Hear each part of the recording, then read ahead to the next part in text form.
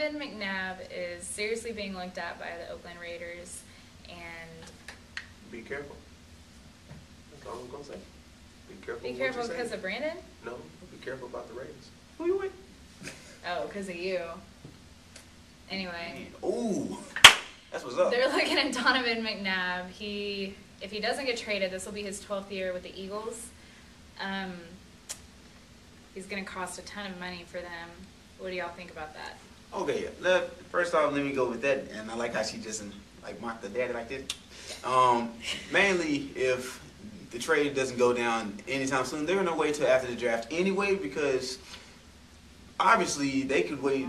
Obviously, nothing else is going on for the Raiders to just make that move. I mean, the Eagles obviously are shopping him to get rid of him, or whether they decide to keep him, because like they're not gonna keep all three quarterbacks from last year. We know that. Yeah. So it all depends on who's gonna make the first move and who's gonna make that offer. Just say, hey, ship him now. And he said if they were going to trade him, he wanted them to do it quickly. Yeah. So he could get his wish. I mean, obviously he knows that. Hey, he knows. His time is coming to an end in Philly. I mean, we felt that coming on after, especially after what the last couple of times, last 2 or 3 years, in the playoffs.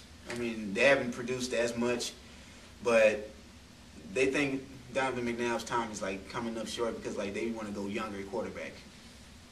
Well, I'm gonna speak on this in a Raiders sense because I don't care about the Eagles.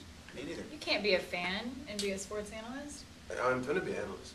The Raiders need a quarterback, of course. We have Jamarcus Russell. Yes, I'm a Raiders boy. We have Jamarcus Russell, and if you get Donovan McNabb, one, it'll help the Eagles because they can get a first-round pick. Well, really, they said they just want a pick that's before the 42nd pick, and the Raiders have one at 39, so the Raiders can give away that pick for McNabb, which is pretty low, especially for a quarterback on the downside that still might be productive. The Eagles wouldn't have to worry about the roster bonus that they have to pay in May, so that'll help the Eagles out. I mean, the Raiders getting him for $11 million. I mean, you already threw so much money at Jamarcus Russell. I mean, why not throw it at McNabb for 1 year? That might boost the morale of the team for 1 year, and it also might help Jamarcus Russell get some knowledge about the game and have somewhat of a mentor at that time, especially since he doesn't want to do anything now, and he didn't come into the league with a mentor. And not knocking LSU, but LSU really didn't just train him to become a quarterback or a passer, as you can say. So he's not a proven passer. So, I mean, having him sit down or, the Raiders trying to make moves to get a quarterback to show Jamarcus Russell that, hey, we're not going to put up with this BS, maybe that might get him in line a little bit. And then, he got young receivers, and he has a fast receiver in Hayward Bay who might catch a few balls this year.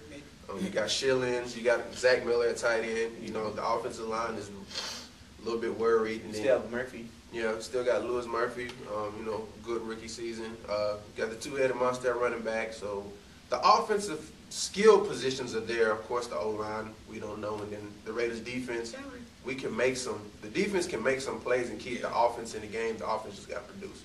Well, I mean, mainly another thing is that the quarterbacks on the Raiders roster, like they have more interceptions than they do touchdowns. I mean, McNabb comes in with like over 200 touchdowns compared to 100 INTs and like over 120 starts, something like that.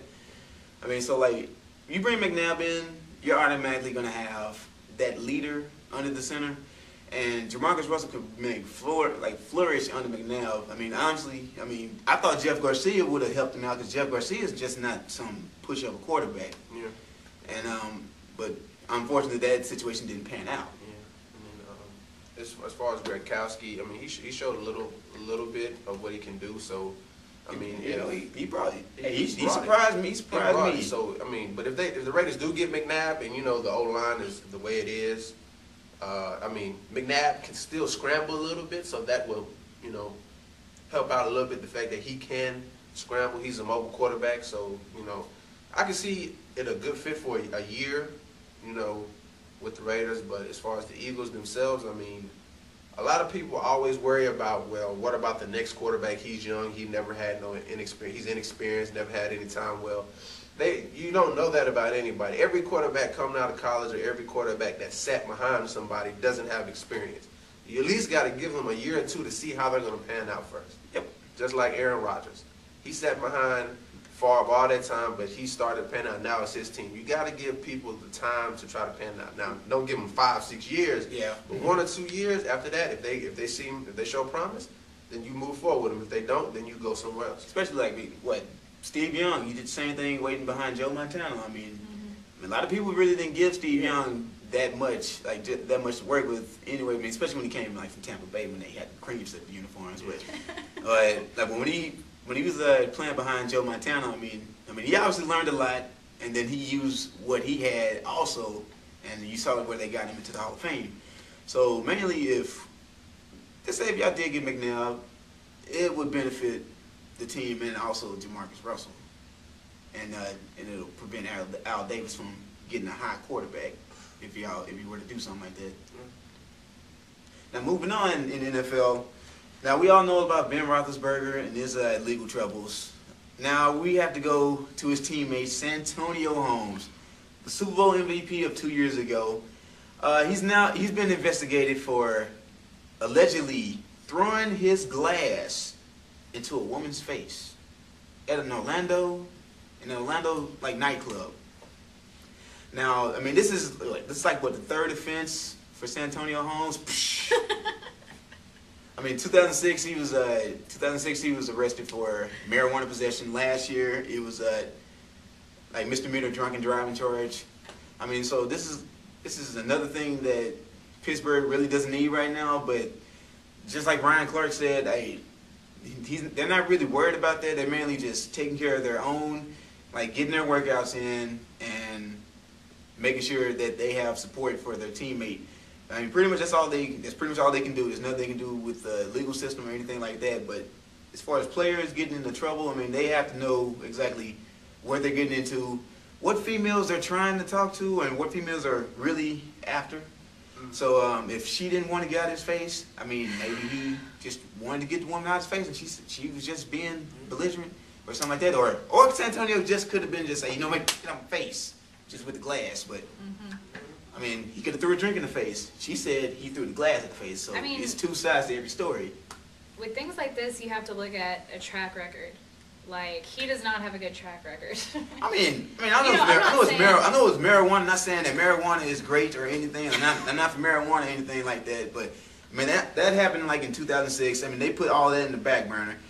They got people like Dante Stallworth who like just killing someone drunk and gonna get 24 days in jail. I mean, that's crazy. So I mean, you never know. You got to have a pretty damn good lawyer.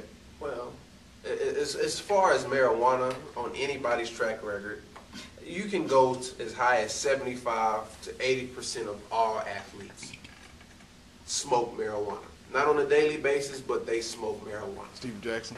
On average. Oh yes, on average. Just being real on every sport.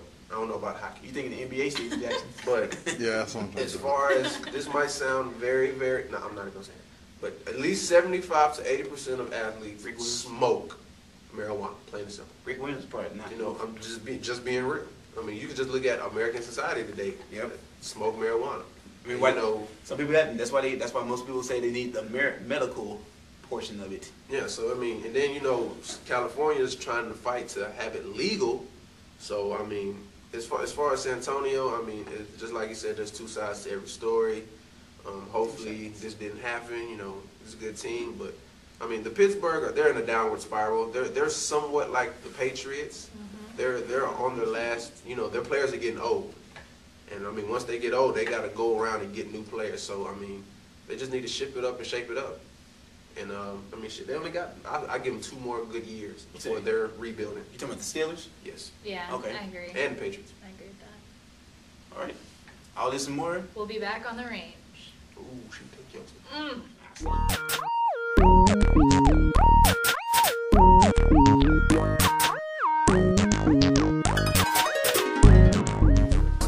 And we back here on the range. That segment was brought to you by Eye Candy. First and foremost, I want to give a shout out to the spider that bit her on the leg. Hope it's a burn recluse. I hope it hurts. It does hurt. Thumbs down to my spider bite.